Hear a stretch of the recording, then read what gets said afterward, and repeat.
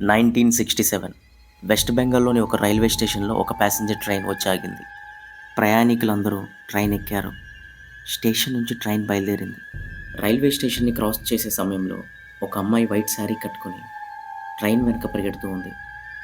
అయితే స్టేషన్‌లో పనిచేసే ఒక ఉద్యోగి ఆ అమ్మాయిని ఆపడానికి ప్రయత్నించాడు. ఏమైందో తెలీదు గానీ ఆ అమ్మాయి కొంత దూరం పరిగెడుతూ సడెన్‌గా మాయమైపోయింది.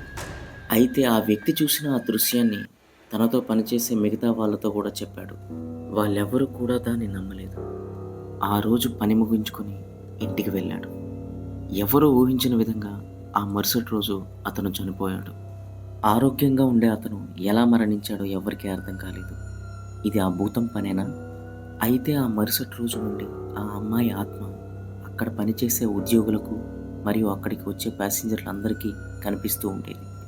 ఆ అమ్మాయి ఎప్పుడూ ఒక తెల్ల చీర కట్టుకొని, జుట్టు విరబోసుకొని, పెద్దగా నవ్వుతూ, వచ్చిపోయే రైలు వెనకాల పరిగెడుతూ ఉండేది.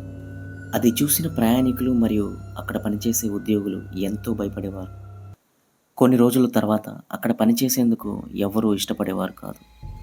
ఆ రైల్వే స్టేషన్‌కి వచ్చే ప్రయాణికుల సంఖ్య కూడా రోజురోజుకు తగ్గింది. ఇక చేసేదేమీ లేక ప్రభుత్వం రైల్వే స్టేషన్‌ని మూసేసింది. మళ్ళీ దాదాపు 40 సంవత్సరాల తర్వాత ప్రభుత్వం 2009లో ఆ రైల్వే స్టేషన్‌ని స్టార్ట్ చేసింది. కానీ అక్కడ పని చేయడానికి ఉద్యోగులు నిరాకరించారు. దాంతో గవర్నమెంట్ ఆ స్టేషన్‌ను ప్రైవేట్ వ్యక్తులకు ఇచ్చేసింది. వాళ్ళు కూడా ఆ ఆత్మని చూడడంతో రాత్రి 6 గంటల తర్వాత అక్కడ ఉండడం మానేశారు.